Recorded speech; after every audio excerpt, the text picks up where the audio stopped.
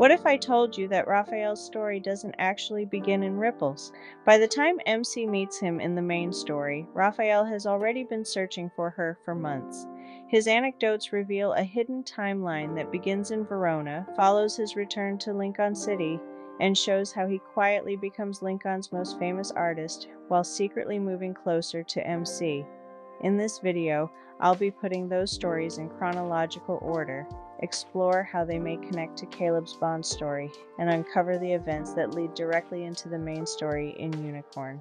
When arranged chronologically, Raphael's anecdotes reveal a continuous narrative that begins in Verona, follows his return to Linkon City, chronicles his rise as Linkon's most celebrated artist, and ultimately leads directly into the opening chapters of the main story. Rather than existing as isolated side stories, each anecdote builds upon the last, showing both his personal journey and the deliberate steps he takes before reuniting with MC. Viewed this way, the anecdotes are not optional side content at all. They function as Raphael's prologue. The first stage of Raphael's journey takes place during the Siren Song anecdotes. Cliffhanger, stage manager, the fourth wall, improv, a one-man show, and next performance. These stories all revolve around Raphael's life in Verona. He treats life itself like a performance. Every conversation, every rehearsal, and every role hints that he is playing a part while concealing his true identity. By the time next performance arrives, he has made his decision. He is leaving Verona. Before departing, Raphael hired a private detective to investigate MC. The detective gathers documents, reports, and photographs about her. After reviewing the information, Raphael burns the investigation files. He has one thing, a photograph of MC. He folds it carefully and places it inside his breast pocket of his jacket, carrying it over his heart as he begins his journey to Linkon City. The photograph Raphael carries in next performance may actually be the same missing group photograph from Rain Embrace. Raphael's detective obtained it while investigating MC. In A New Player, we learn that the detective he hired has been gathering photographs and information about MC for Raphael.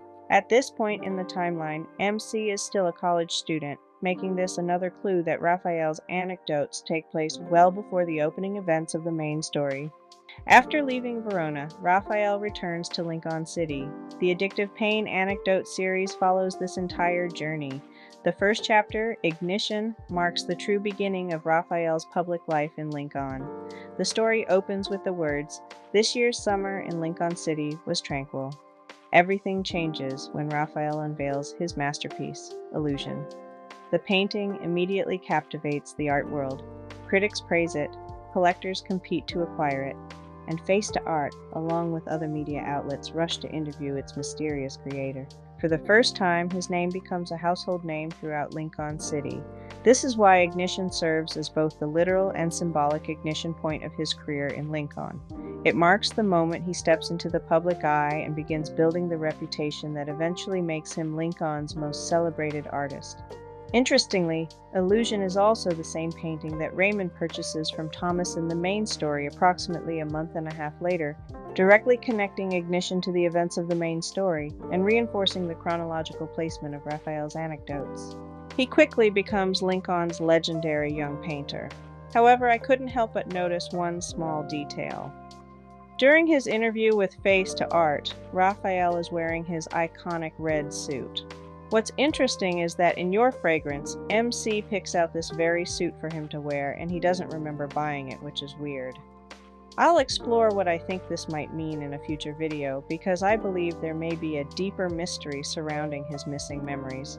When the reporters ask why he suddenly returned to his homeland, he gives only vague, carefully crafted answers that satisfy the media while concealing his true reason for coming back. To the public, he returned in search of artistic inspiration. We know his real motivation. He came back searching for MC.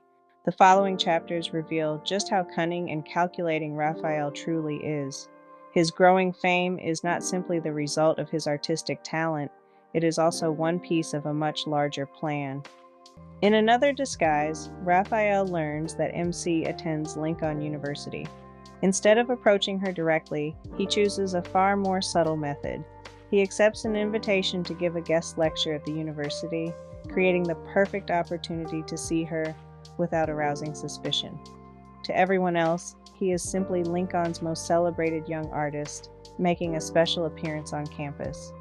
The lecture is not just about art, it is another carefully planned move that allows Rafayel to quietly close the distance between himself and MC while keeping his true intentions completely hidden. In A New Player, Rafayel meets once again with the detective he hired. The detective reveals that many different groups are already watching MC. They have already been in the game before him and been monitoring her for years. I'll have a video explaining what I think he means by this. Rafayel immediately orders one thing above all else: no one is to approach her. Protecting MC is more important than gathering information. While walking across Linkon University campus, Rafayel finally sees MC's student photograph displayed on a bulletin board. He recognizes her immediately. Years may have passed and her appearance may have changed, but to him, she is unmistakable. The story then describes Rafayel counting his steps from 1 to 50. This detail becomes even more meaningful when compared to his latest birthday story, Dusk Bright Steps, one of my favorite stories in the game. In that story, Rafayel counts to 50, but MC playfully jumps ahead and says, 51. I think there's much more symbolism behind that moment, and if you'd like me to break down Dusk Bright Steps, let me know in the comments. Back to bait. Every step brings Rafayel physically closer to the girl he has spent so long searching for, yet he still refuses to reveal himself. Instead, he quietly watches from a distance. He realizes that MC herself has become bait, attracting dangerous people who are searching for her. Approaching her too soon would only place both of them in greater danger. His patience is not hesitation, it is protection. In Unexpected Encounter, Rafayel becomes a visiting professor at Linkon University. While sitting quietly in a campus cafe, he unexpectedly hears MC's voice.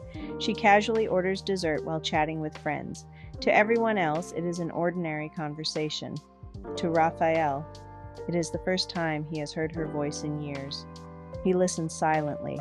He confirms that she remembers nothing about their shared past. Rather than interrupting her, he quietly leaves. By a perfect opportunity, he has fully established himself in Linkon. He is no longer simply searching for MC. He has become part of the city itself. His lectures begin introducing students to Lemuria, treating its forgotten civilization as part of art history. At the same time, he continues painting. Yet, despite his extraordinary talent, something remains incomplete. He cannot recreate the one color he has spent years chasing, the impossible shade of red that lives only in memory, like his paintings. His reunion with MC remains unfinished. The next major stage of Rafayel's life appears in Unique Vermillion. By now, Thomas is preparing Rafayel's newest exhibition. The opening is only 1 week away. Every wall of the gallery is covered by Rafayel's work. At its center stands his masterpiece, Illusion. Only after all of these events does Under Deep Space finally begin. Thomas sells this painting to Raymond, thus triggering the events of MC's first unicorn mission. From MC's perspective, she is simply beginning her new career as a hunter. She has no idea that one of Linkon's most famous artists has already spent months quietly preparing for her return. By the time she unknowingly meets him in Ripples, he has already returned to Linkon, became one of the world's most celebrated artists, secretly searched for her, accepted a university position to remain nearby, protected her from a distance, and carried a photograph of her. Thank you so much for watching. If you enjoyed this story breakdown, please leave a like, drop a comment with your thoughts, and follow for more deep dives into the lore and timeline of Love and Deep Space. I love exploring the hidden details, connecting the clues, and piecing together the bigger picture behind these stories. If there's another anecdote, memory, or theory you'd like me to explain next, let me know in the comments. Until next time, keep theorizing, and I'll see you in the next Love and Deep Space story breakdown.